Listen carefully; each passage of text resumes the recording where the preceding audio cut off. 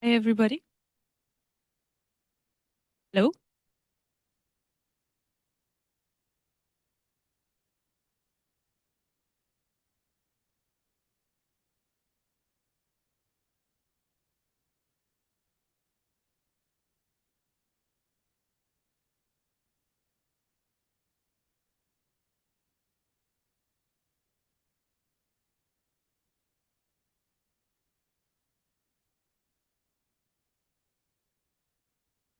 Hello. Hello.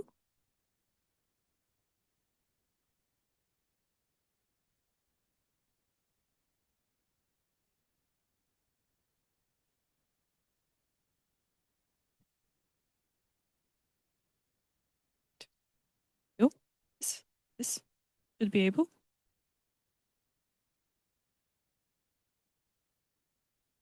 Okay. Okay. So good morning, everybody. Welcome to the second day of the UO week. I'm going to present you our two speakers and guests for today.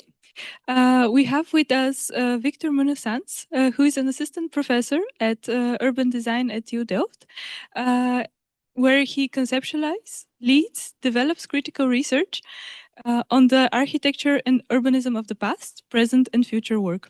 His research looks at the interplay of design and productive landscapes with technology and management, and aims to question the role of urban design, enabling new urban economies and inclusive forms of work.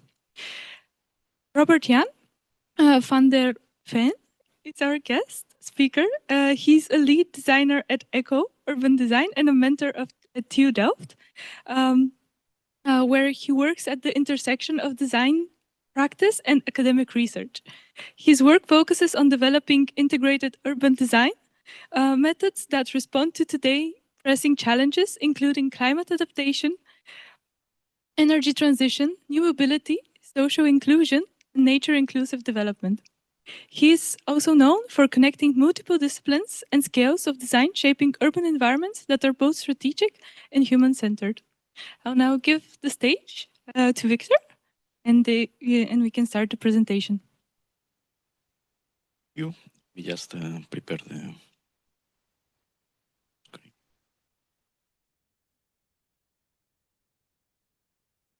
I need.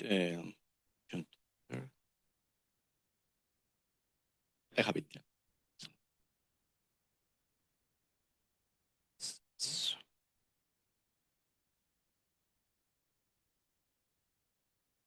Right.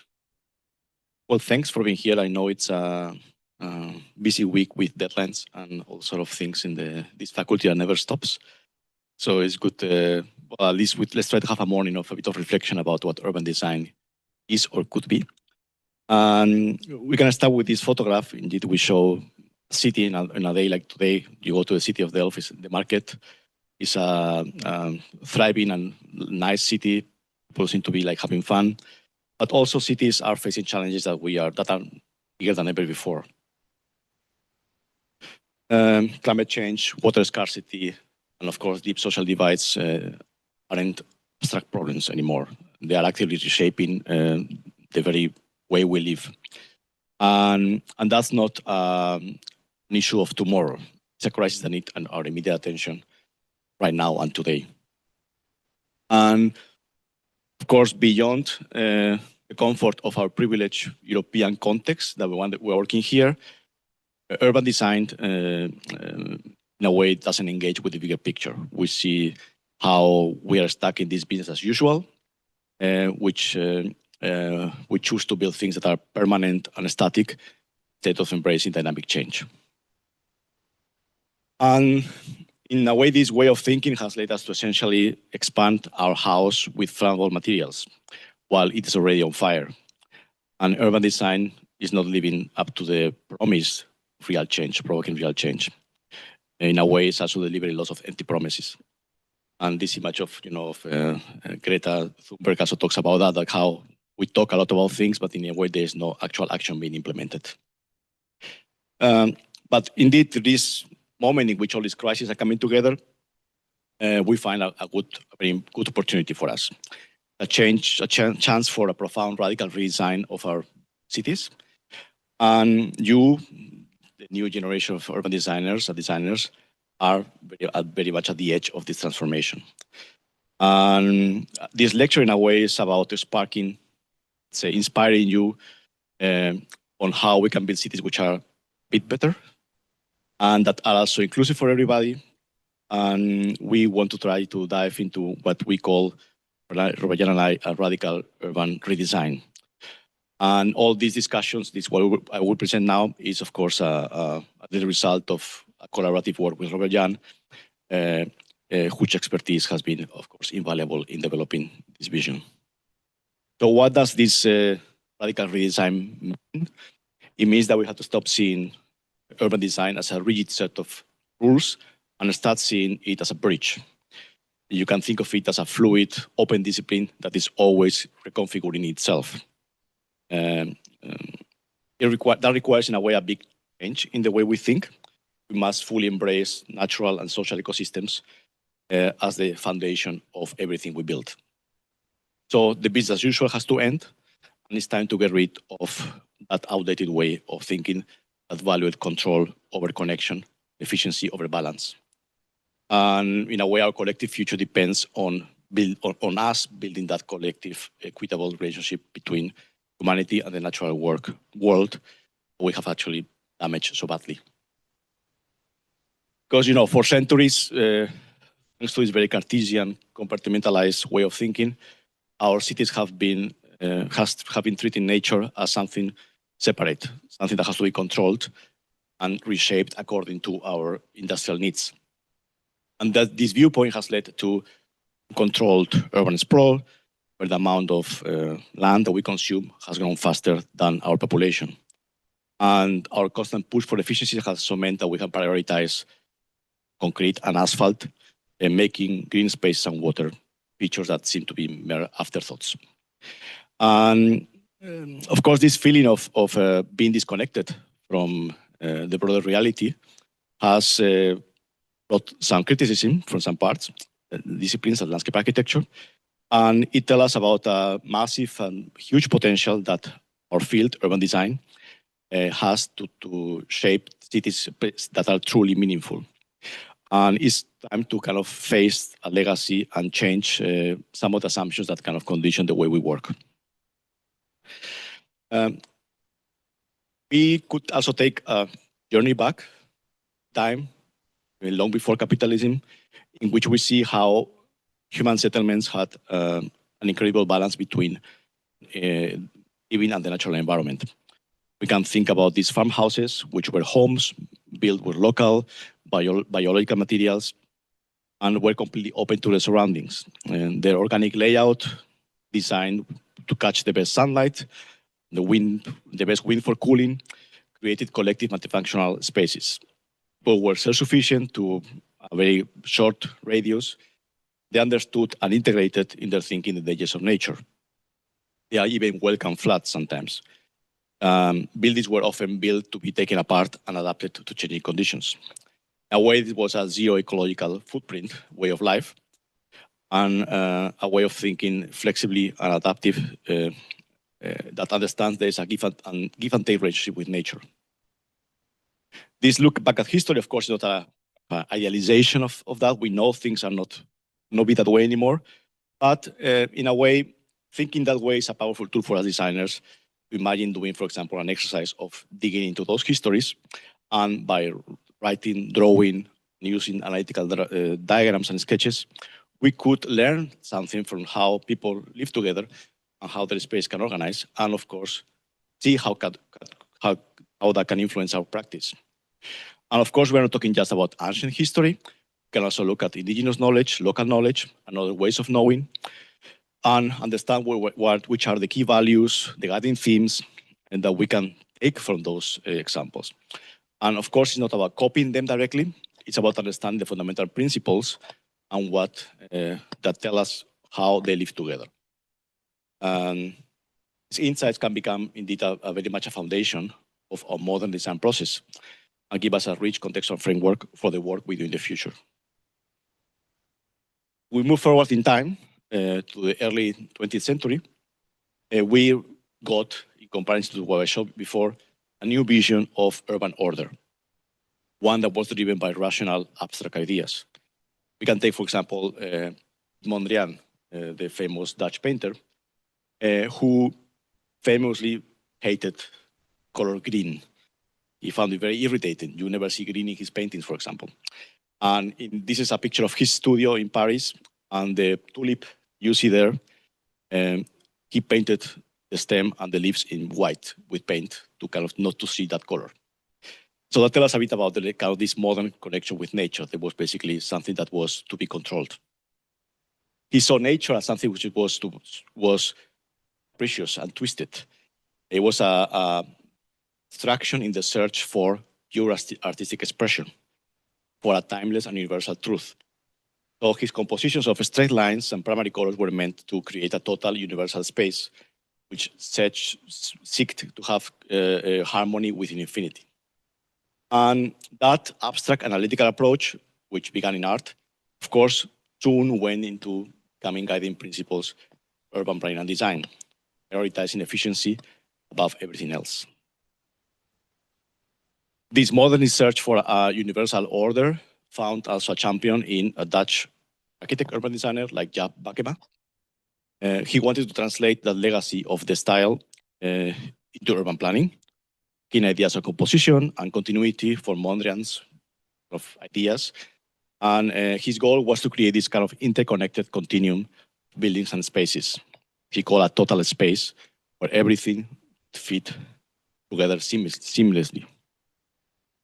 However, that search for clarity and efficiency often resulted in urbanism of strict functional zoning and a focus on private cars, reshaping cities all over the world with efficiency as the main goal. The smooth flow of traffic became the most important thing, and often at the cost of social and ecological well-being. The result were cities, this is Rotterdam, for example, was fragmented into isolated islands, the landscapes cut by these rigid black lines. So how do we break free from these deeply ingrained ways of thinking? There's another exercise we proposed, which was the one of inverse and reverse, can become a very powerful tool. Instead of just accepting the conventional approach, we deliberately flip it 180 degrees. What if, for instance, instead of designing for the efficiency of the car traffic, we radically redesign for the efficiency of ecological flow or of social connection? This means pushing ideas to the absolute extremes, turning practical problems into unexpected solutions by thinking in opposites. It's about seeing also potential obstacles as opportunities, where the sum of all the different parts are so much greater than the initial effort. And this approach is all about, of course, challenging fundamental assumptions of how a city actually should work. The limits of the top-down abstract planning that I just spoke before became obvious, and a crucial voice emerged, stand up for the human experience in cities, Jane Jacobs. You might probably know about her. In the late 60s, he rebelled against this rational, all-encompassing approach was threatening the informal social and spatial dynamics of neighborhoods. Jacobs argued that a vibrant, safe neighborhood depends on a complex mix of different functions, diverse buildings, and active streets. He introduced the idea of the eyes on the street, where constant activity and different uses create a natural sense of oversight, belonging, and also help to build social cohesion. So her vision was about short blocks, mixed-use developments, getting the community involved in urban design. In a way, for Jacobs, a good city was specific to its context. It was an organic whole, reflected a sophisticated web way of thinking about urban life. And very interestingly, Mondrian, he went to New York, he moved to New York to live in New York. This master of abstraction began to see things differently when he got into that concrete jungle, New York City. This work, which was unfinished, is called Victory Boogie Woogie, show in a way this profound shift. He abandoned the very rigid grid, experimented with color tape in a playful, more intuitive way. City becomes alive, full of rhythm, diversity of movement. And by turning the painting also 90 degrees, a new perspective appears, one that is more about potential and infinite life. And one could even imagine how this place could be, this drawing can be filled in different, many unknown ways. And the fact that this piece was never finished as well, he died before completing it, that's a powerful metaphor for the city itself. It's a dynamic, evolving entity that is never truly complete, one that is constantly adapting to its people and its context. So this idea of the city as an unfinished composition is also key to this idea of radical redesign. Another critical turning point that we see in urban thinking was when we started to revalue the role of nature and landscape. We come back to Pakema. This is a project that is in Delft, is the Hof neighborhood, first plan, drawn in 1969. And it perfectly represents this dominant modernist thinking of the time. It forced on the polder structure a rigid megastructure that completely ignored the context. So if urban renewal projects in cities had already dismantled social ecologies in inner cities, expansion plans like this one threaten to do the same with natural systems on so-called empty land. And this was a direct result of that abstract rational approach that looked for total absolute solutions, treat nature as something that had to be controlled and transformed to support urbanization. But inspired by the growing environmental awareness that happened in the 70s, local groups and grassroots initiatives began to critically challenge Pakema's original plan. And in response, a new proposal was developed. This is a testament to the power of interdisciplinary collaboration. This time, the new plan would use the existing lines of the landscape, the polder landscape, the ditches that you see here, as at the foundation, and respect the natural structures and farms that were already there. So car traffic was significantly de-emphasized in favor of pedestrian and bicycle networks. Waterways and landscape features were designed as interconnected networks to address both social and ecological needs. And in very sharp contrast with the precise black lines of the first plan, was full of playful, thick color markers, wobbly lines that emphasize diversity and adaptability. So for us, it comes like a parallel to the ecological, it's an ecological boogie-woogie, like a kind of similar to the painting of when Mondrian went to New York. What is very important is the question of interdisciplinary collaboration. Indeed, landscape was no longer seen as something to be dominated. It began to be understood as a manufacturing infrastructure. And that implied collaboration with landscape architects and ecologists. And today, we emphasize that talking about the need to consider landscape as an infrastructure is not just about dealing with extreme climate events. It's also about supporting public health, creating new circular economies, providing vital ecosystem services. We can imagine the urban landscape itself becoming a source of bio-based materials, for example, and localized socially inclusive jobs. So this perspective, in which the life of these non-humans becomes as important as the life of humans, acknowledge that a successful transition to a socio-ecological city requires a fundamental change in our way of thinking also in terms of economy, that truly focuses on nature, on climate, people, and not just on growth. So our responsibility goes far beyond just human needs. We have to truly account for the special needs of our non-human companions. We think about trees, for example. They are very powerful allies in capturing carbon, reducing heat island effect, and promoting human health and well-being. We all kind of agree and know that.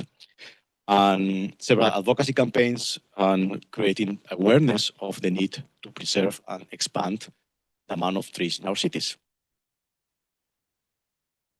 However, a critical aspect that is generally overlooked is what's happening underground. So of course, we see that handbooks for street design sometimes tragically leave out this hidden work beneath our feet. And our streets, the most basic of space, have largely become monofunctional technical infrastructures. So the way we design our streets and public spaces often undermines the crucial green efforts because, previous surfaces, limited space for routes, dense underground networks of pipes and cables, make it incredibly difficult for trees and other species to thrive. Despite these challenges, city infrastructure is still today often built with an emphasis on efficiency over green water features. And most we are building the underground in the same way as in the 19th century. This creates barriers for both people and other species above and below the ground. And so, yeah, this is an image of the subsoil in the Parisian Haussmann project, which indeed is based on efficiency, on sanitation, and it's basically the same principles that we use today in developing the underground. And the consequences for this approach are far-reaching. We know that the trees are stronger allies. They accumulate more carbon later in their lives. Mature trees have more positive impact on our health. But urban growth and transformation are causing a global decline in mature trees. Cities losing millions of them to pave over surfaces. This picture, for example, shows the before and after city in Europe, which is well known for having extremely hot, but in which politics and the lack of agency of designers show how times economy, when space for putting terraces on the street, it's over having what there used to be a beautiful planted square. This is happening actually still in general urban design practice. We treat trees like urban furniture. That's something that can be replaced. And when new trees are planted, these very small sticks, they live fast and die young because the hostile environmental and special conditions of cities make them stressed, thirsty, and they can provide the crucial services that we actually plant them for. What is very important is how sometimes this also has to do with economical conditions. So wealthier neighborhoods, of course, have more and healthier greens. Lower income communities experience a real lack of green space. And that brings about even new architectural typologies. The idea of this cooling refuge. You can go in summer because you don't have air conditioning at home. You need to have a place where you can keep cool in the heat waves, which is in a way to even expand the gap between in the social inequality that we are suffering these days. So what can we learn from nature to reshape our relationship with the natural world, with ourselves and with each other? We think of the complexity and intelligence of the plant world as an inspiring model. We can learn something. Unlike animals, which have centralized systems, trees function as centralized yet interconnected modularized structures. They thrive through cooperation, forming symbiotic relationships with this wood wide web, an underground network for exchanging nutrients, water, and information. Trees adjust the growth and share resources as a community, with older trees often protecting younger ones. Leaves, trunks, and roots create self-sustaining, efficient systems for care and regeneration. And these systems, in a way, offer deep inspiration how we could design our cities. What if we imagine our cities operating more like plants, creating sustainable, nourishing environments that are self-sufficient? Our regions and cities, neighborhoods, we design for a new urban metabolism. This means rethinking that rigid planning and the painful legacy of a reliance on fossil fuel mobility. Public space have mediate between social and ecological needs and find a way to reconcile our urban heritage with the essential transformations that are needed.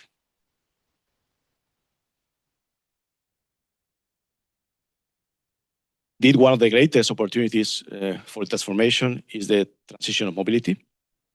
Just think of the huge amount of space which is dedicated to cars, around 40% in many North American cities, with infrastructures that can be up to 150 meters wide in some places. And bashing Madrid, but it's another project in Madrid which shows a recent plan for the development. You see the scale of the traffic infrastructure that is being planned for a new urban development, which is kind of absurd in some way. And so these kind of rigid arteries at the urban fabric. We also know that mobility is changing fast. We have electric vehicles, shared and soft mobility, and expanding light rail and metro options. So if this transition continues, our special needs for movement will look completely different in, let's say, 15, 30 years. And that's a massive opportunity for us to rethink these networks. And we can imagine transforming these vast areas into productive infrastructures for new urban ecologies. So at the very heart of our vision that we propose is the concept of deep conviviality, which means radically living together with our differences to create an environment for both humans and non-humans and truly flourish side by side in the city. It's about moving beyond just social and inclusivity and embracing an ecocentric view that recognizes the inherent well-being and importance of all living beings. Conviviality is a word that means living together, encourages care for each other, for nature, without denying that conflict can exist. But conflict can become a force for dynamism and creativity. And that could redefine how we practice and how we design our cities. So to achieve this true health in our cities, we have to address the entire system of relationships, which include both our bodies and our ecosystems. Healing, as we can understand it, has to happen within the context of a place and a community.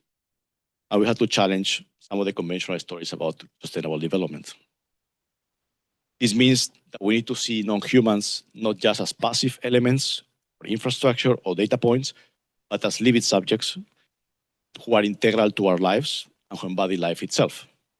And urban design, which is a discipline which at its core is concerned with defining boundaries, programs, and public space, becomes a powerful ally in this fight. It can lead the way in integrating climate action in a way that is specific context and truly fosters this idea of deep conviviality between the social and the built and the ecological.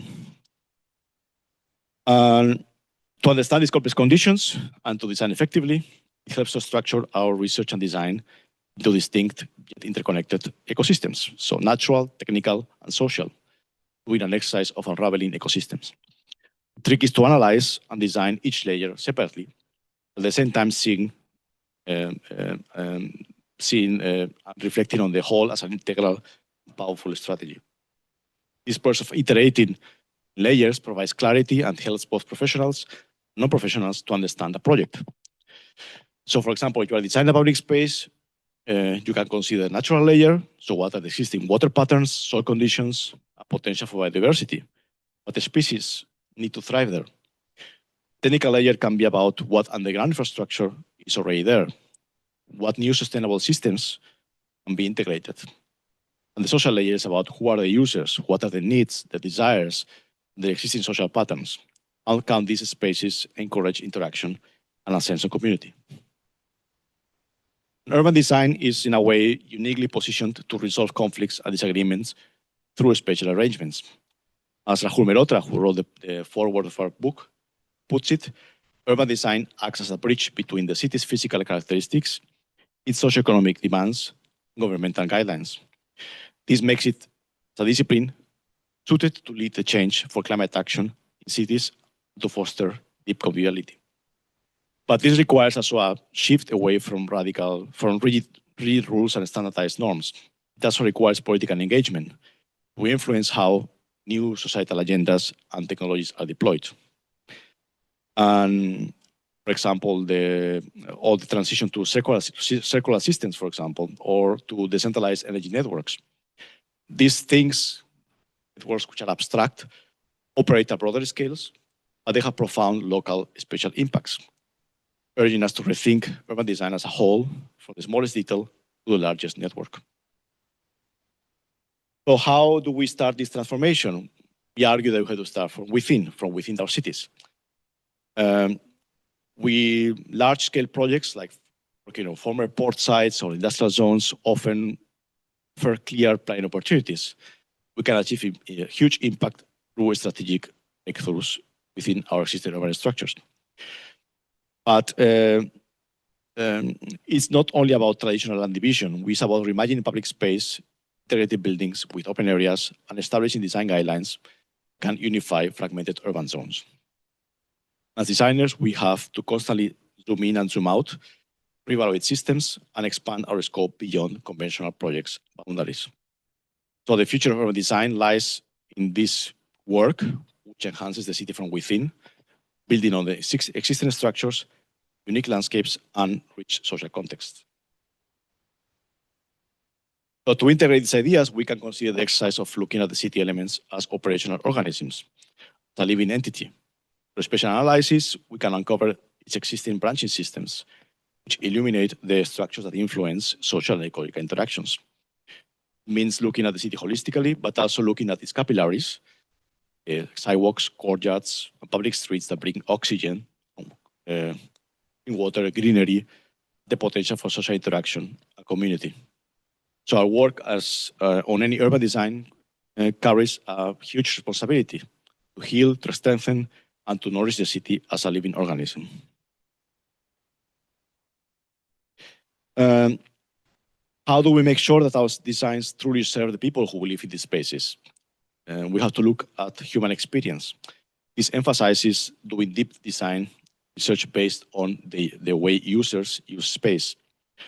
We need to talk to people, we need to do interviews, surveys, have informal conversations to understand daily lives, wishes, their desires, observe locations frequently to understand patterns, activities, situations, how to document those insights in maps, drawings, that bring new ideas of how to work at eye level.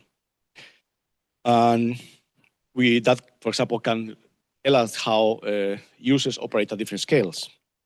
A child's daily route to school through students going to university. And when we superimpose those patterns, we can create places that foster interaction, have multiple beneficial uses. How do we actually do this and integrate all of that into a coherent design? Creative design process is often seen as something chaotic, driven by the issues of the day, leading to a design only through some kind of revelation, innate talent, or an existing frame of reference.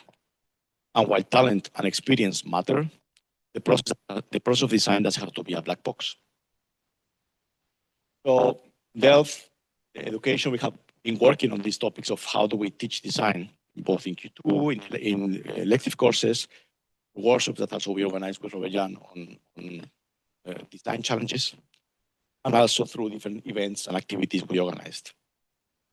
And in all that, we emphasize the importance of a structured, flexible approach for design, and a way for you to cultivate a personalized design workflow, to make you aware of your own methods and what helps you grow. It could take you from know to workflow. This workflow is characterized by converging and diverging in an ongoing iterative feedback loop. So in each phase, some of the exercises we present in the book about opening up and closing down. They help to sharpen your ideas, to structure process, to move towards a final design.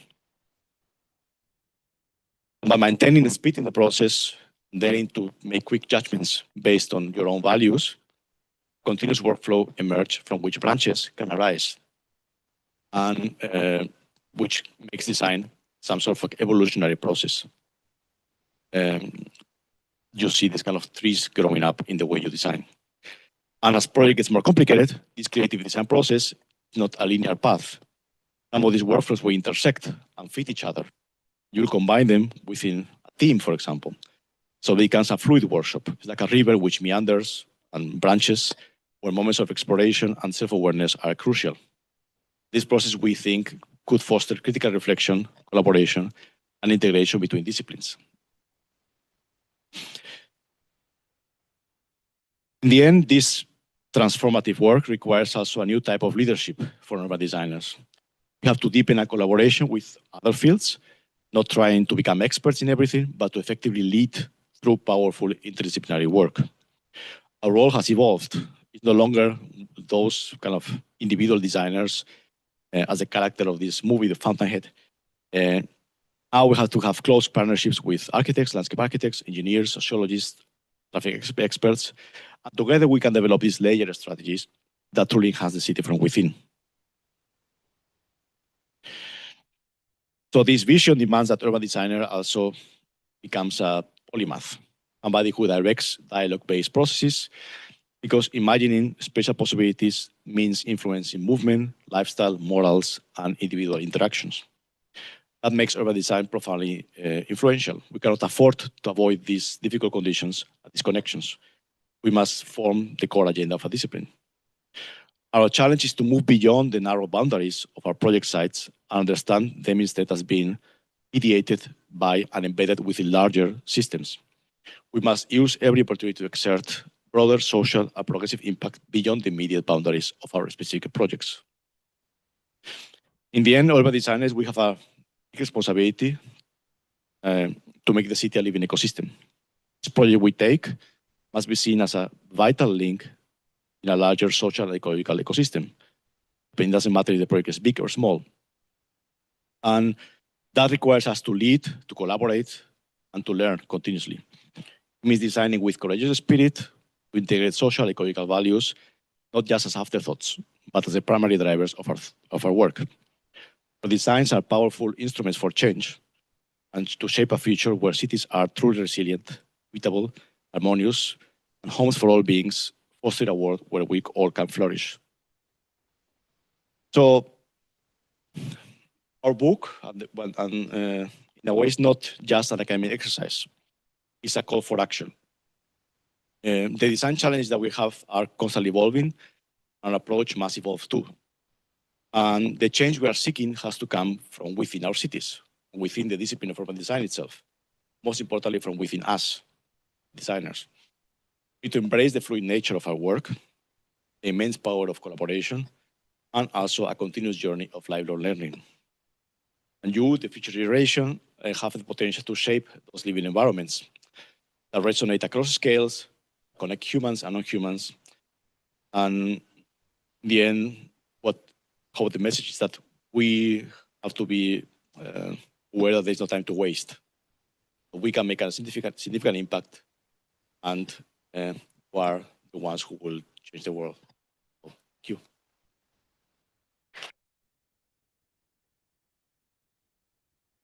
Now, Robert Jan will show something more practical.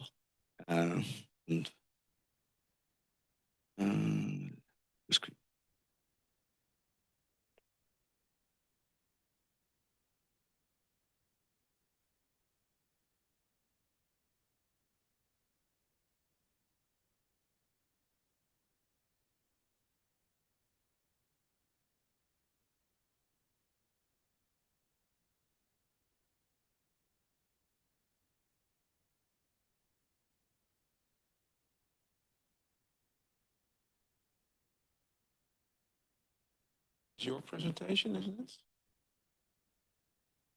Oh, okay.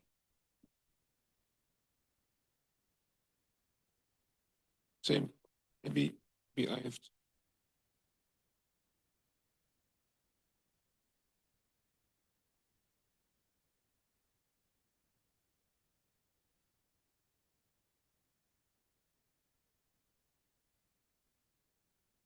But I start later. It's in.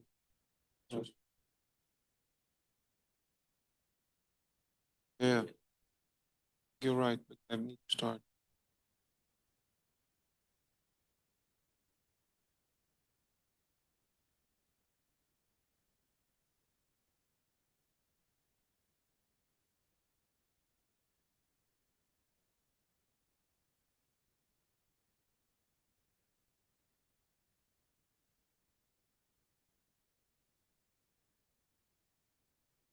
We can skip this because you're.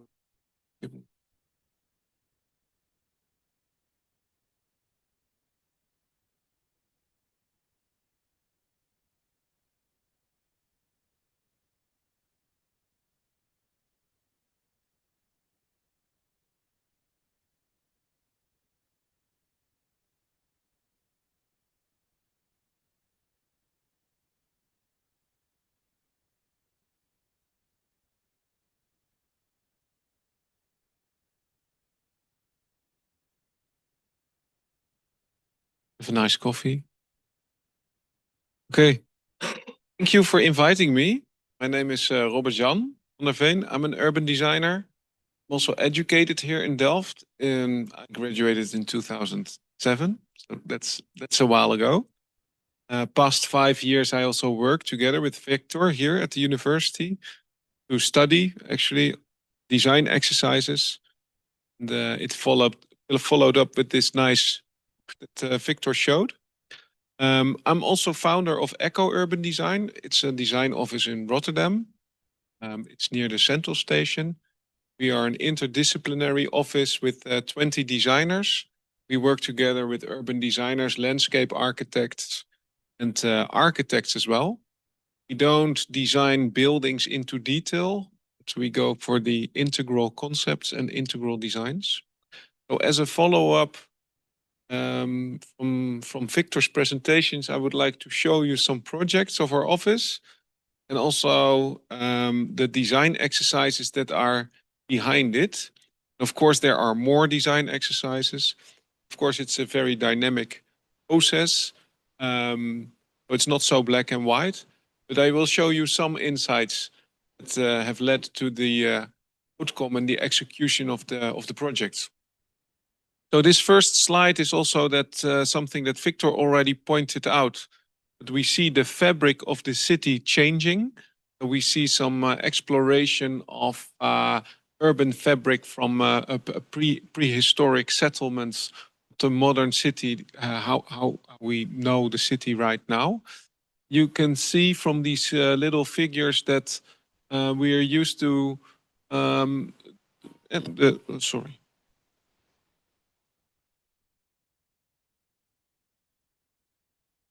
Settlements were far more organic, far more ecological, and far more spontaneous almost, and also reacting on climate circumstances and social circumstances. And then in medieval times and post pre-war times and post-war times, you see that the fabric becomes more rational and more efficient, and more hard boundaries. So that's also what we saw in the development of art and science, also in the urban fabric. So the first project I would like to show is a project in Zoetermeer. It's the north of Rotterdam, a little bit next to The Hague. This is a project where we really put forward that the landscape is leading for the urban fabric. So we designed the landscape first, then thought of the houses and the settlements. So that's the design exercise. And how does it work? I have to say this was quite a special location. There was not too much built context. It was a plot on the east side of Zoetermeer, and it was a lost plot. There was a business before on the land, and all kind of urban settlements are around it. It was bordered by this forestry edge. We had also kind of a playing field here to play with. We started to design with the project developer, Era Contour, and we thought of this forestry edge to strengthen this even and create a loose landscape. So here you see some first sketches of a flowing land with little settlements in between, in a very open character. This is just to show you some examples on how we design, of course, on the scale of the whole neighborhood. Sometimes you dive into some more details. So this is a water stream that was introduced in the plan. Pathways, settlements. So the inspiration that Victor showed before is also an inspiration that was also leading the path here. How are we used to live before in more earlier times? Then in the end, you see the plan develop towards real landscape with houses embedded in a natural way.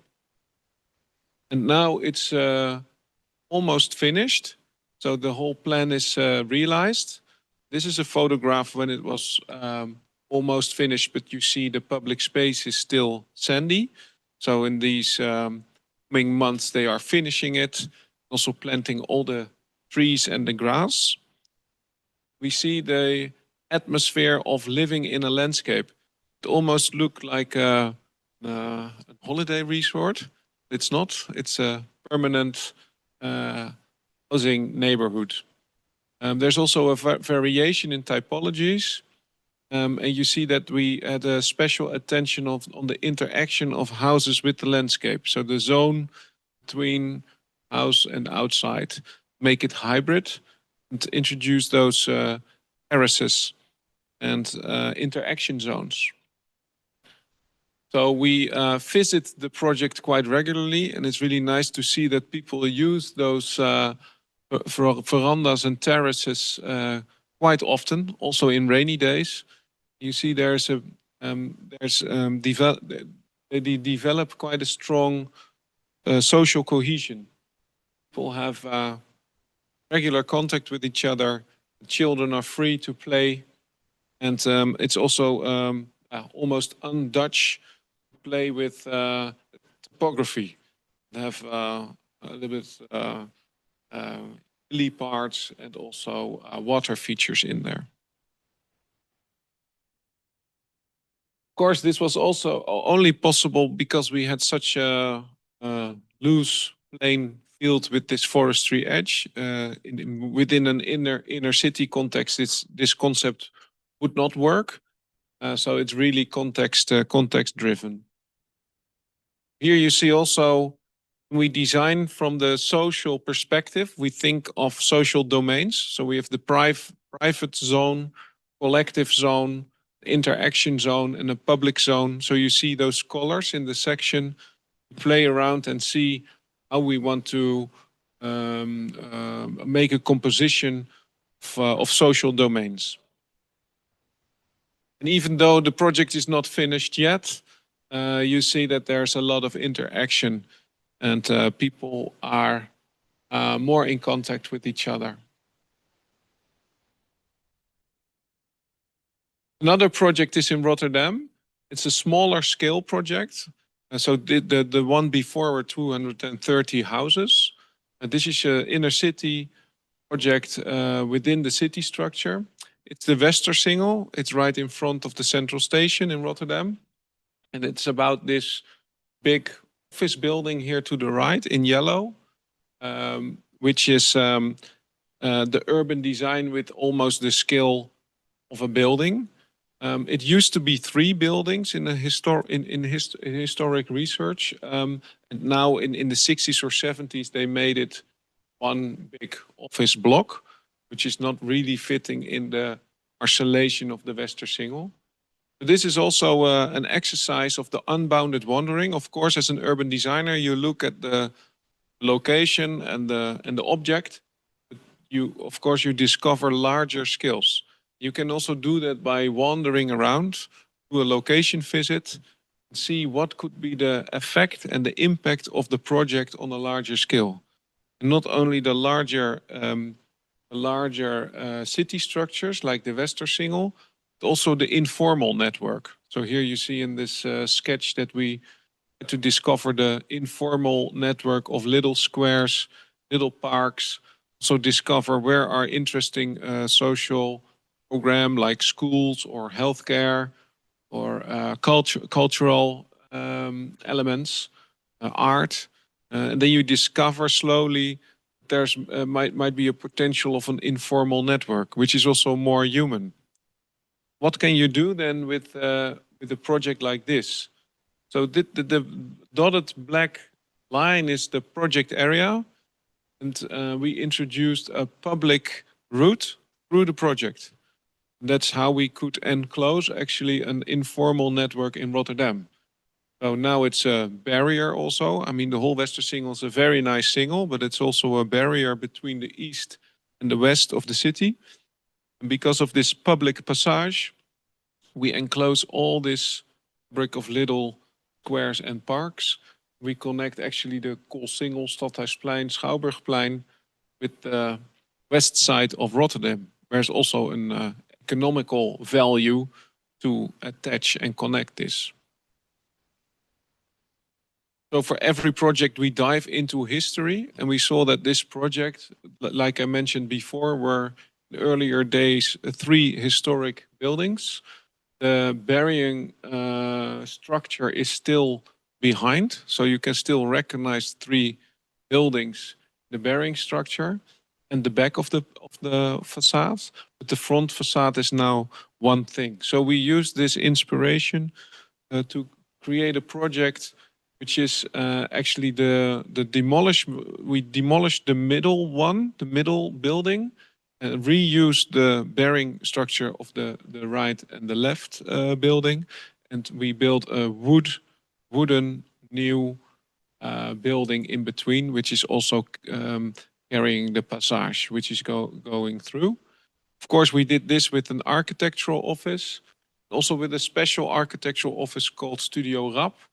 They have 3D robots who can create special elements, decorative elements for facades. So that's what you've seen with the green elements in the middle building. So opening up the fabric, that's what we do in such a small scale urban design project. And yeah, like Victor just said, we always look at the project from eye perspective quite regularly on different sides. So this is the Westersingel. Make the sketches on top of photographs and see how we can create that nice architecture that fits, but also the human scale. Then in the end, this was a tender, also a competition. In the end, you create, of course, the rendering visuals to prove how it can look and how it can fit in. So within green, we try to be nuanced with fitting into this golden curve, they call it in Rotterdam. It's like the very nice old houses that are just curved around the Westersingel, and that it fits in, blends in a very nice way, but is also enough exposed so the public route can be seen and recognized. This is a plan. In the back, there's also a semi-public garden with the semi-public route. So it will be closed off at 8 or 9 in the evening. There's a pavilion in the garden and also a pond, a reflective pond. So that's also for climate adaptation, water storage, but also nature inclusivity. So there's it's also a pond for drinking for animals and for birds. The whole rest of the garden is very natural and with local plants. This is a sketch through the passage, and you see the garden in the back. And some sketches from how also the concept of your whole project is on a larger scale to connect the Singel with the park in the west. You can also expose this large vision into a detail. So the water streams and the branches of the park, they come together in this nice decorative element. It is to expose the passage, but also to expose the pavilion and the pond in the garden. This is in the back. Like I said, there are already quite some mature and large trees. We keep them, of course. We make this very nice city oase as a semi-public garden. You can wander. You see the Wijkpark in the back.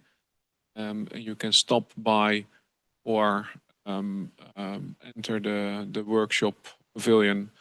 Pavilion is actually attached with the basement underneath. It's already existing towards the public amenity in the middle building.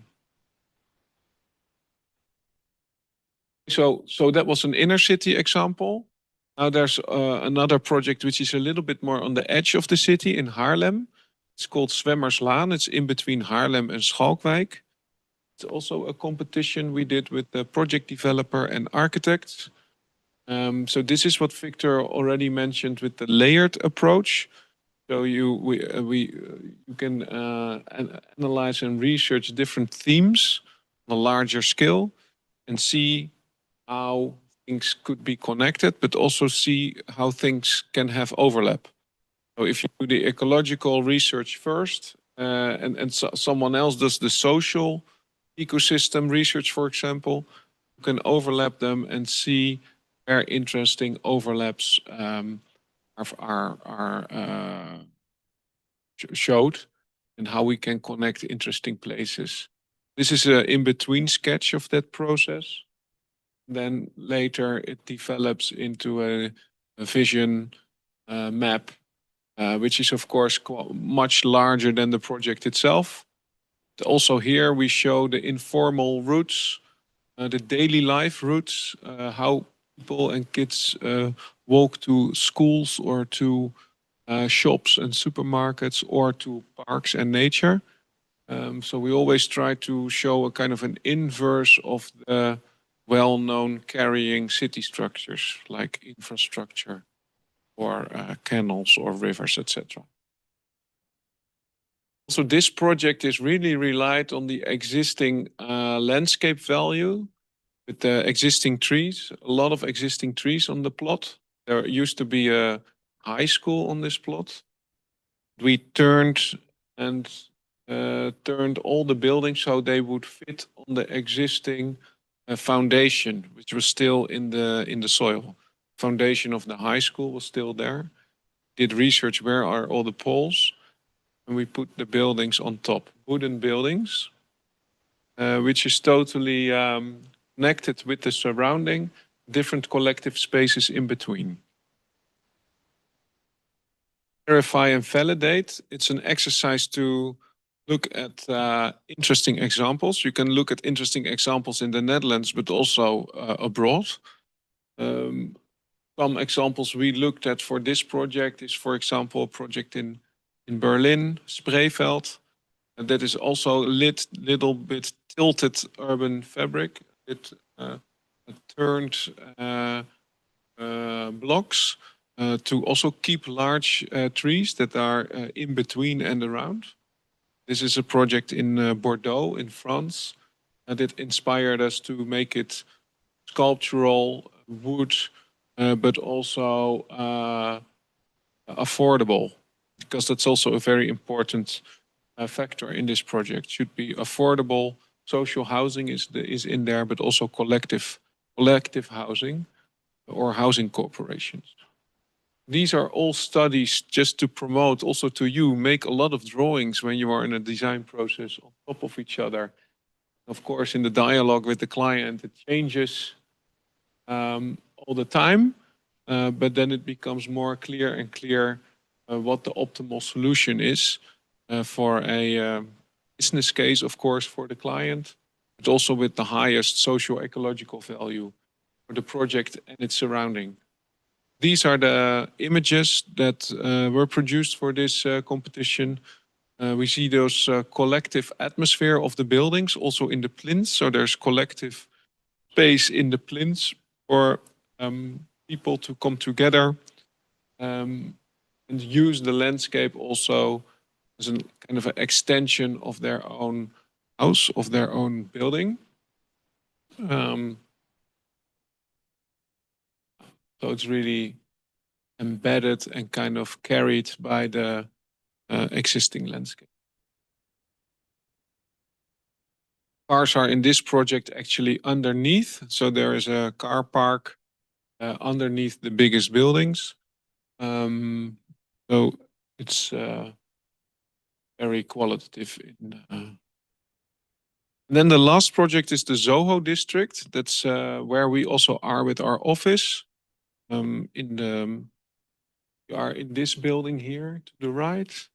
The old business district in Rotterdam from the 60s, 70s. They developed it after the war as a business district. Now it's a very creative area with a lot of creative studios, entrepreneurs, but also horeca. It's a very nice buzz. Also for the municipalities was very important to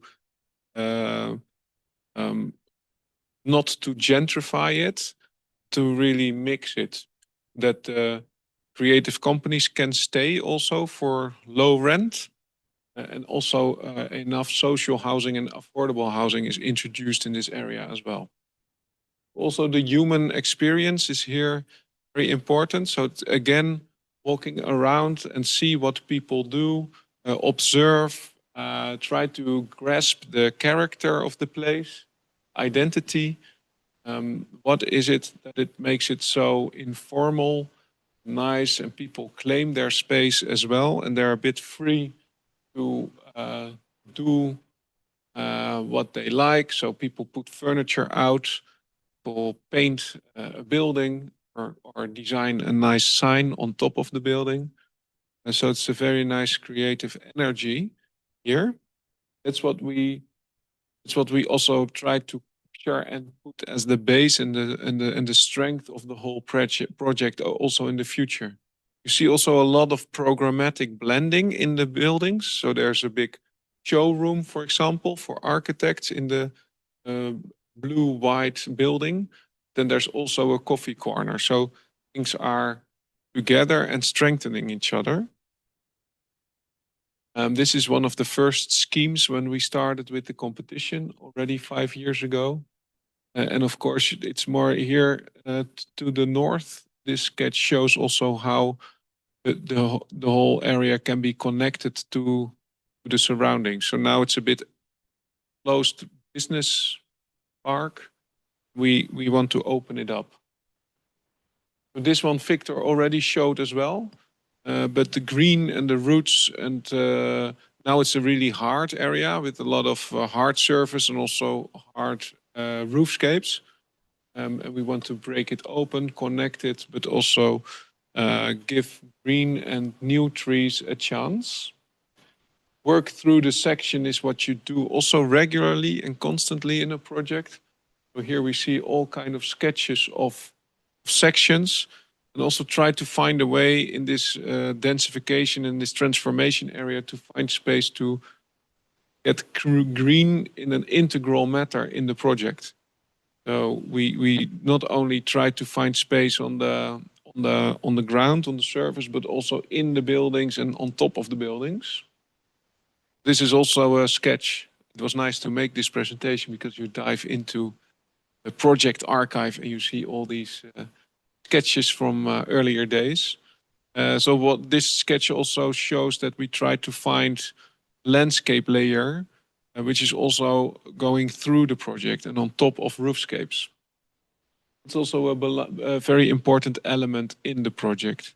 Not to have it only as a roof landscape, but that it is also attached to existing squares and also existing initiatives. This is the Hofbogen, which is also in Rotterdam. Create a park on top of that. And our project of Soho will then also be directly connected to the Hofbogen park. So if you think of a strong concept for your project, it's also important to visualize that concept. So the concept of this project is lab, land, city. Laboratory, lab is the layer that is already existing, the creative buildings, the creative entrepreneurship, the buzz that is already there. Land is the roof landscape, which is on top of existing and new buildings and is also stitching everything together.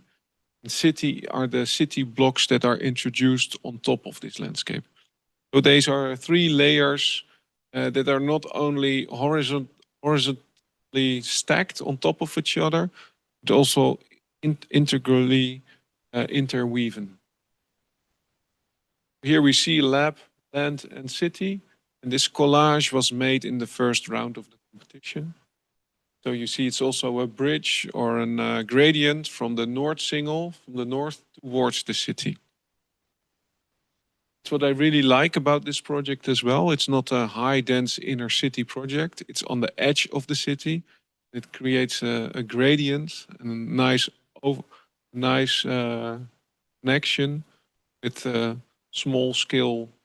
more small scale city development of last century and the modern city more to the north with the high rise. This is existing Cruyff Court just in the back of our office. Children playing. this is a new situation. So we keep the existing trees. The Kruifkoord will be moved into a sport hall, landscape on top.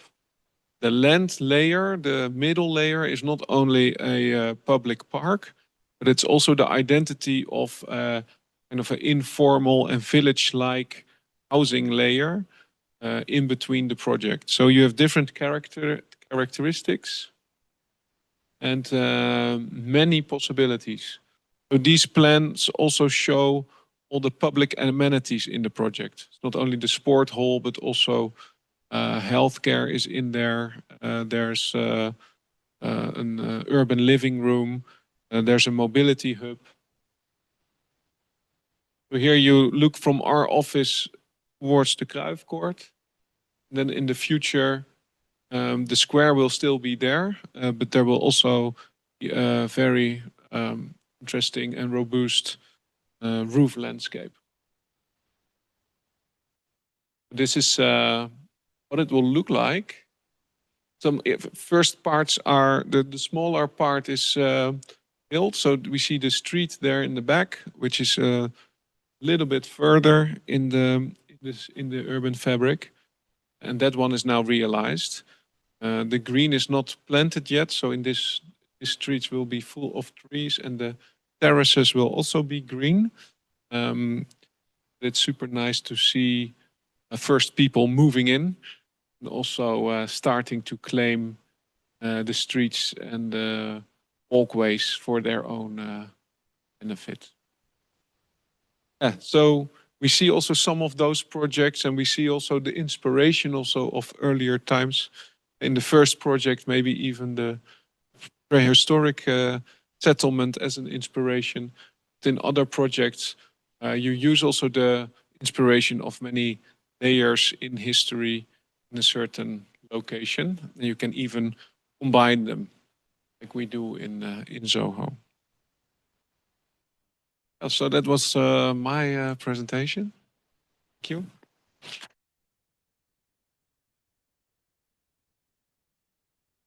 All right, thank you very much. That was very inspiring. I am really looking also towards the workshop and to see how to implement these design interventions. I wanted to ask, do we have time for like some Q&As? Yeah. To open the floor for any questions that you would have. Yeah.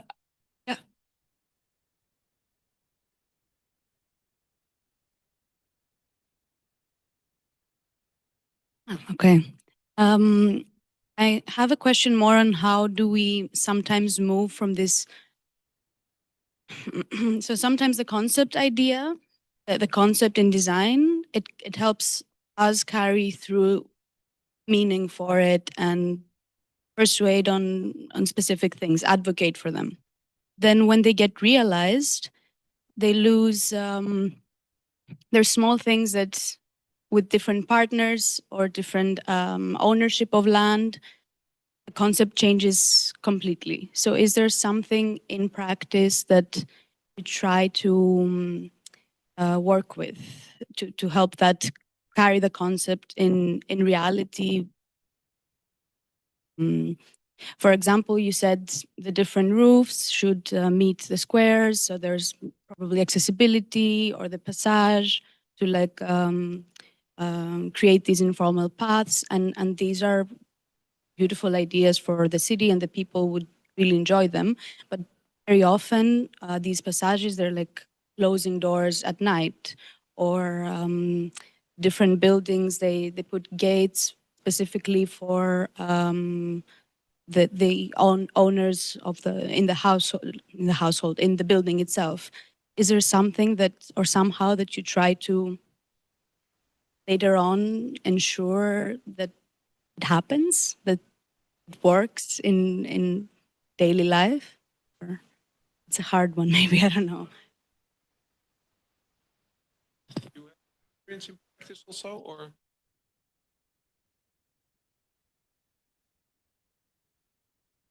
I think questions you ask, that's also okay. I like that you say or you experience even maybe then also outside that the risk of a project quality or qualities are along the way maybe getting less and less. So indeed, the concept is super important, and also to get the concept very clear. Good concept also maybe exists of three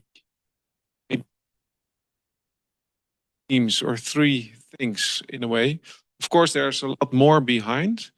If you make it too big, if there are 20 things to think about to keep the concept strong, then it's harder to explain. So it's very important that you can explain every time again the concept very clear. So for Zoho, for example, the lab and city concept with this strong figure, we could explain it every time again, also in the development process. Of course, there's still all things are going on, but you can repeat it and repeat it. And then you see in the end, still, you recognize the concept strongly and it's still there. So that is important, I think. And sometimes I think in architecture it's even easier to have a strong concept than in urban planning, urban design. That's what I see also. So Zoho is almost architectural. So with the lab, land and city, it's an urban design, but also very architectural, like what you saw in the renderings. It's very recognizable. You do a master plan, and maybe you can say something about that. But when you do a master plan or urban planning, it becomes larger and larger. Of course, you also need a strong concept and vision to have a certain image for it that can be repeated every time again. It's a little bit easier to change it, but that's also meant to be maybe because a master plan should also be flexible. Huh?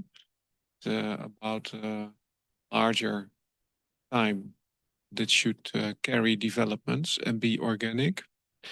Then the other question was about close or open or the risk of getting things fenced off, etc. I think the municipality is a very important player in this. They find it also hard because you see always the risk that things are fenced off. So from your own ideals, you want to have it open and inclusive and accessible for everybody. Then in practice, there are all many problems also occur with groups of people that are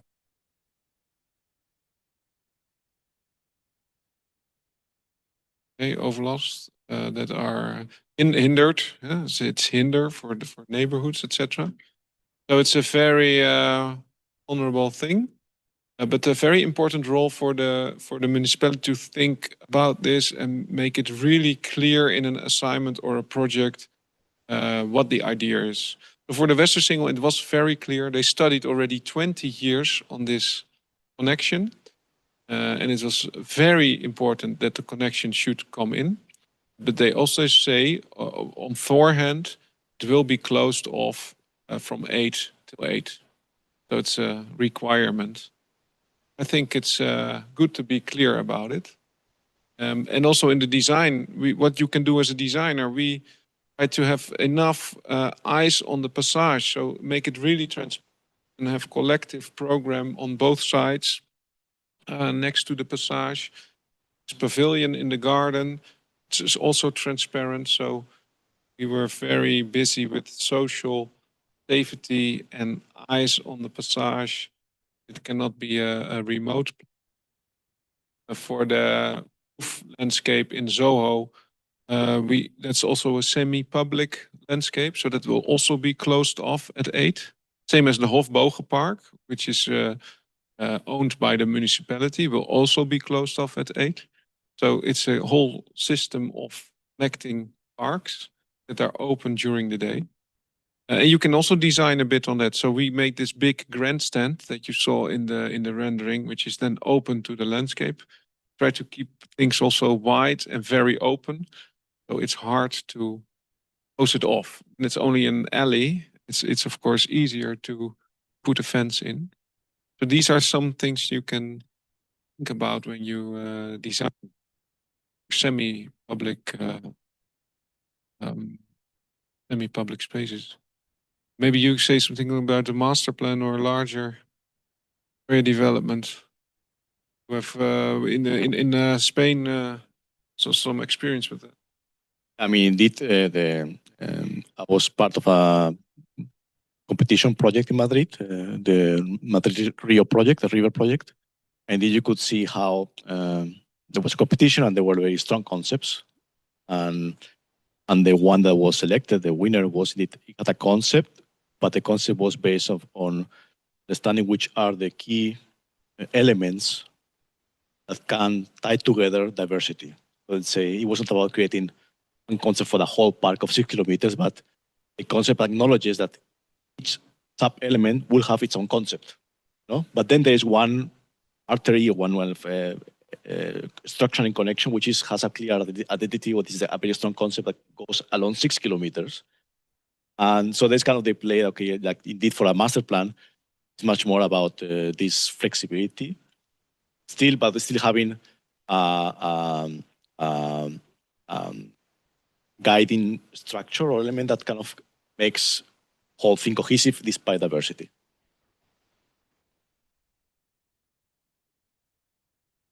Thank you. I also had like one question for you, also related to design concepts. I wanted to ask you, how do we reimagine, or how, in your view, do we change when we're designing for nature and with nature? How does the role of humans change, and kind of our position in this larger ecosystem or this larger system? Because we also mentioned that we draw inspiration from the past, and I also wanted to ask, what do we draw exactly inspiration from there, as the past is also consequence, like the consequence of the past is the present, and what learnings do we want to take, and how do we want to implement them in the future?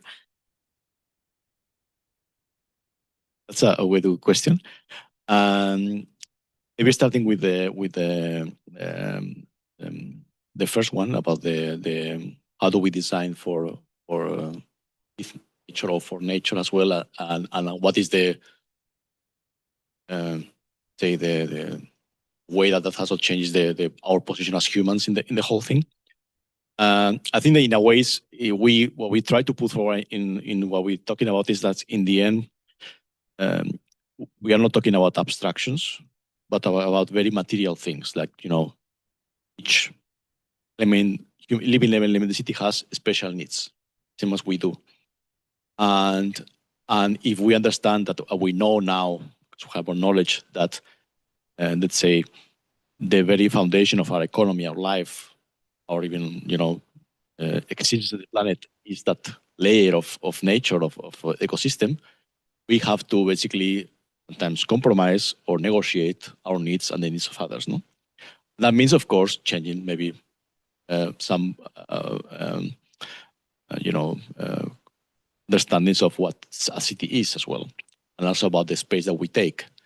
I think that maybe indeed the question of history is that in the end, technology has developed, and of course have make our life much more comfortable, easier. We are more connected. We have more access to things. That has come at the expense of many other things. No? And in a way, learning from the past is more about not so much idealizing or kind of being indeed like naive about it, and more about in the past, people have to confront some challenges as well, climatic, social, environmental, different scales, and they were not so very sophisticated technologically, but they've invented, or they had ingenuity in dealing with them. No, by the way, construction. No, so we know that you know, some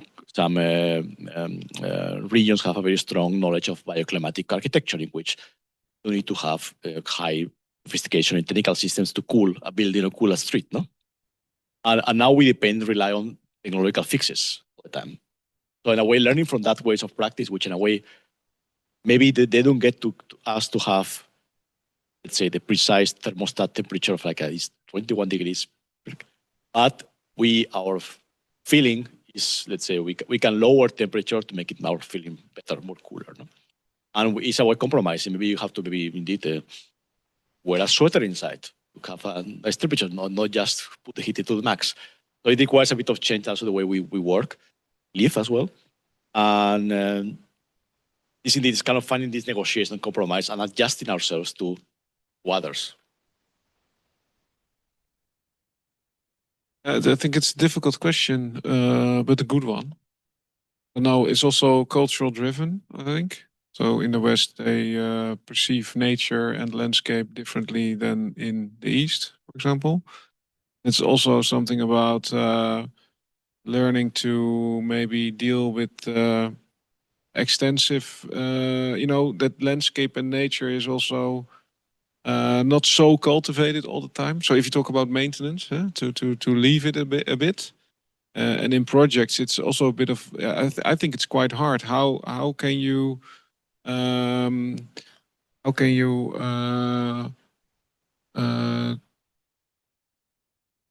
how can you know that people in the future will carry for the landscape and for gardening? How do we know that people are interested in that? Of some people are, but maybe not everybody. It's also a bit of a combination of creating a robust landscape that can be an ecosystem on itself and can be extensively maintained, maybe by the municipality. And there are some other places and spots where people can take care of if they want. Also, the flexibility in this is also important, I think.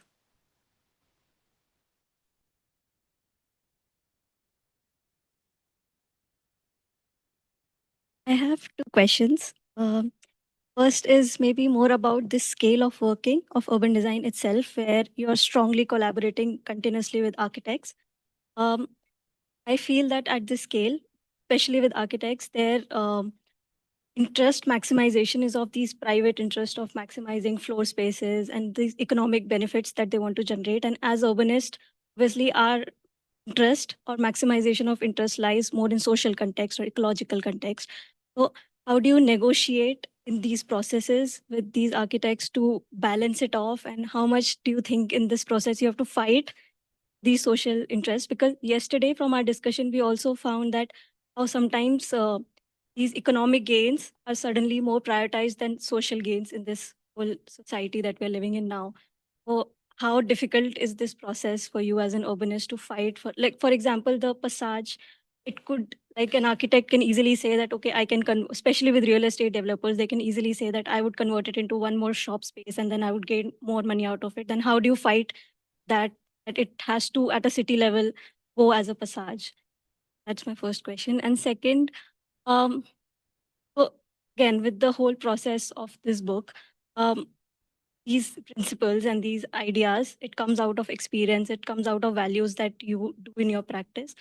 But as young urbanists who have maybe a different set of values, how do they develop these principles and these exercises for their processes? And then how do they bring clarity to themselves about what values drive them, what actions they can take, and how they communicate?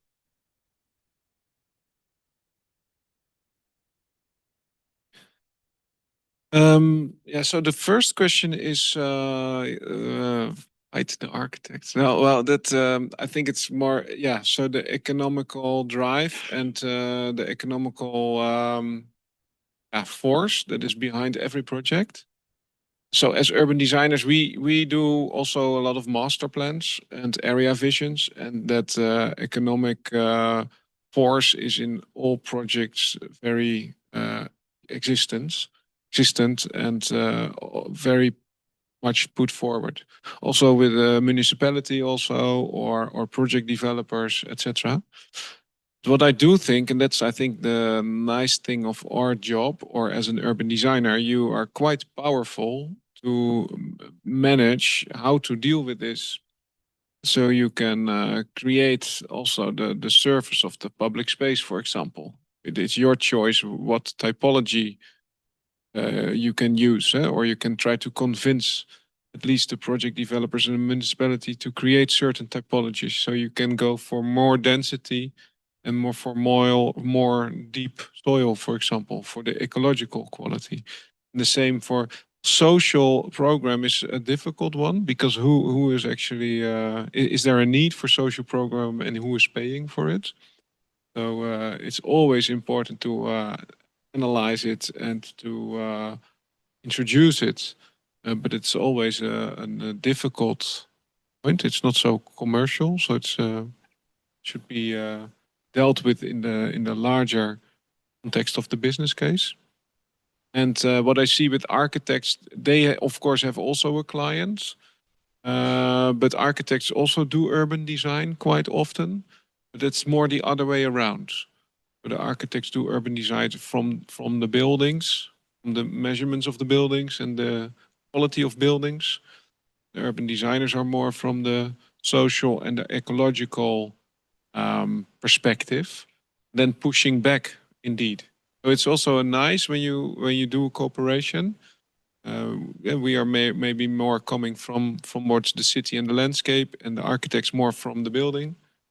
That's also part of it. That fight is part of it. So the best arguments win also at certain moments.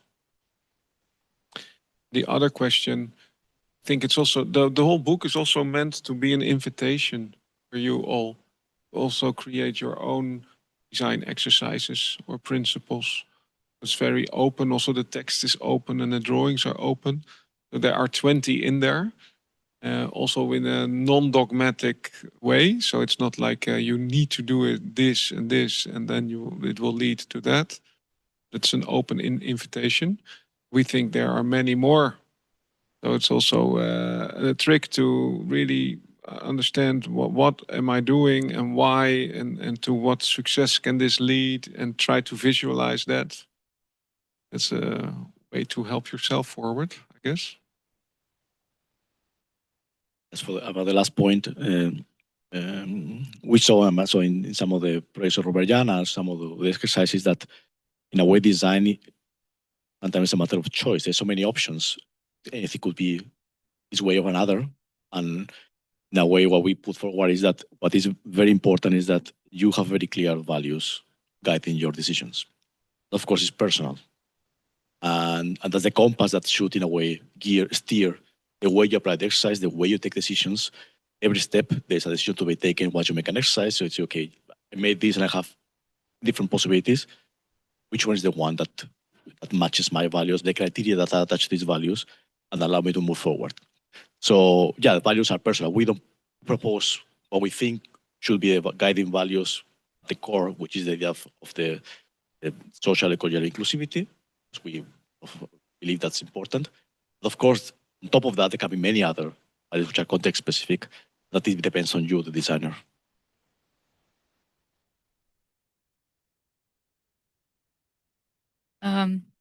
Wanted to ask, like, I really like your presentation and the whole idea of like having the concept intact and having a strong concept and stuff. I was just reflecting on what we saw yesterday in the UL week. There was a lot of talk about participation and co-creation and stuff. And so I was wondering if there is like a space within this whole process of concept creation and then translation into design and implementation and stuff, if there is a way to like have created concepts, and would it be feasible if, like, I think the book is a reflection of it, but like in real life, is there possibility of creating concepts with citizens? And like, it would be a messy process, but I imagine, but like, yeah, just wondering about it. Like making, because it's concept making is like very personal to the designer, and it's shows your values very strongly, like you pointed out. So I was just wondering if it's possible to sort of follow this sort of a process of conceptualizing a design and then developing it and implementing it, if you also want to have a co-creation process with citizens at the same time.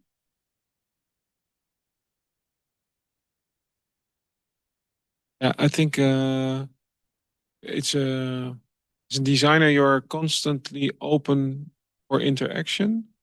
So I like to be open all the time. There are many moments that you talk with people that are involved with the project, people that are stakeholders, people, other parties, municipality, and also people that live in the area, for example. And it's a constant interaction between all those people that lead to the input and to the to the content to create your concept. So I think it's hard to think of a concept without speaking to anyone.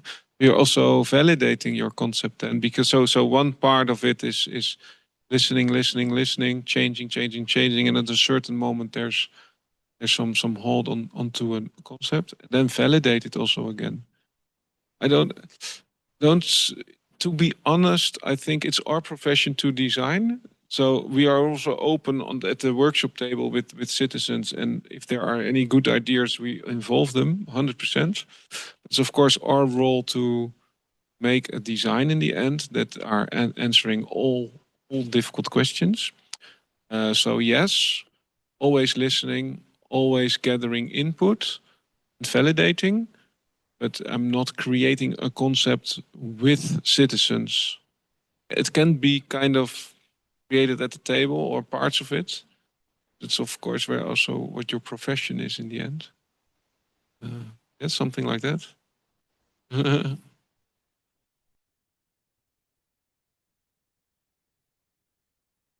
Bridge between disciplines, citizens. We have to adjust and kind of translate certain things, but we have an expertise as well, and we cannot also put all the weight responsibility on citizens. They can provide certain input on certain topics, so depends on the question you ask to them as well. They can also condition the values that guide the project, what matters in it. But then the development of okay, how that becomes a special concept, that's a difficult thing to do in society. So we are trained for it. We have to basically propose, test, validate, go back to the drawing room. We had this course, you were part of it, which students were developing a concept for an intervention in the near Tata Steel in High Mountain. No? And they decided to make something participatory, talk to people. No? And it was very nice to see how they came with a concept, show it to people, and then people, they recorded, of course, they say, okay, this will never work, or this will never, and it was like, okay, then you come back and propose something else, and then they take it. So it's about indeed a conversation, basically. But you can, of course, take a first step, discuss, come back. It should be iterative in that way.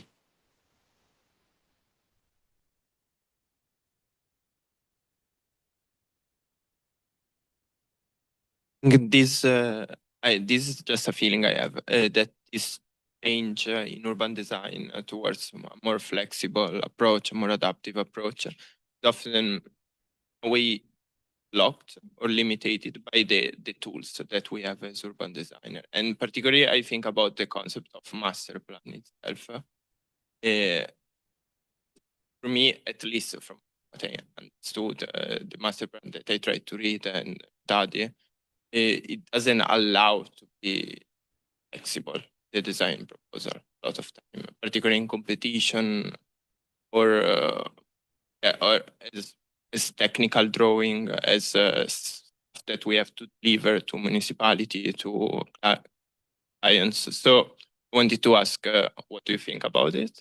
And as I think in a way also the class that we just finished, I to push in that direction, bring a new way to approach also the final design.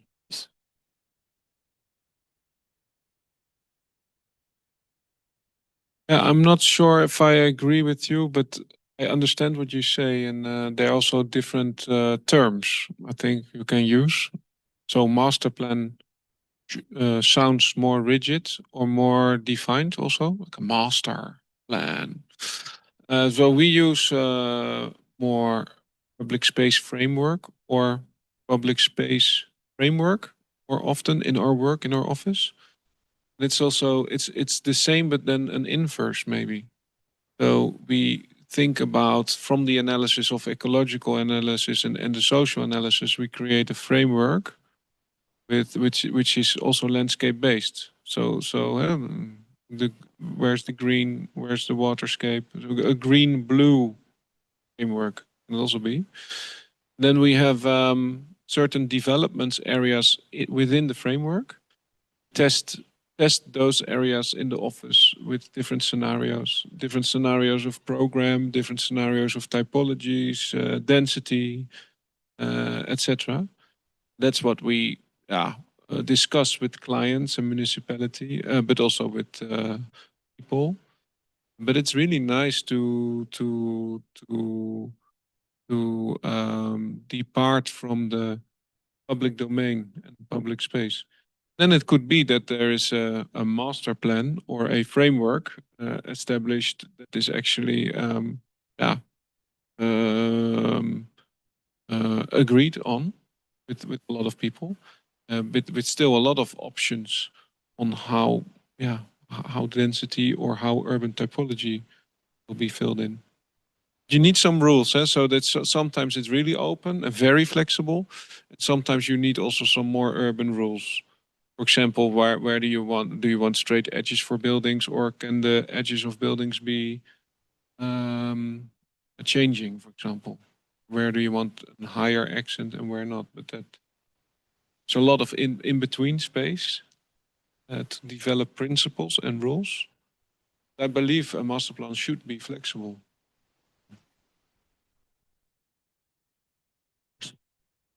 Very much depends on, I mean, in our master plans, so this idea of the is almost like a legal document that, you know, cities and planning institutions work in that way. They have these formats of, you know, master plan, the regional plan, and each country has a different way of seeing that. And the trick in a way is to how do you adapt to that context, and even within that context, you can tweak certain things to allow for that flexibility. What is the non-negotiable things, which come, of course, from research, from understanding of the larger systems, and then which things are indeed can lower the threshold of control and becomes a much more, you know, guidelines, recommendations. So there are different levels of in the way you can allow for the flexibility to happen. But in a way, the key is that moment of, okay, what is the I think I really agree with you. The public framework of the project should, let's say, and you leave a space, of course, private development under certain control, but what matters is the public space, the public work of things. It also depends. I do understand your question, because it also depends on what website you look for master plans. So if you look at large architectural offices, if you go to the website of Zaha Hadid or Norman Foster or whatever, and you look for master plans, then you see it's an architectural point of view. Then you see all the buildings are already positioned, and the whole composition is defined. So that also happens. But if you look at other offices, more urban planning, urban design, landscape architectural office, then you see that the public space framework is actually dominant. It's more open and more flexible.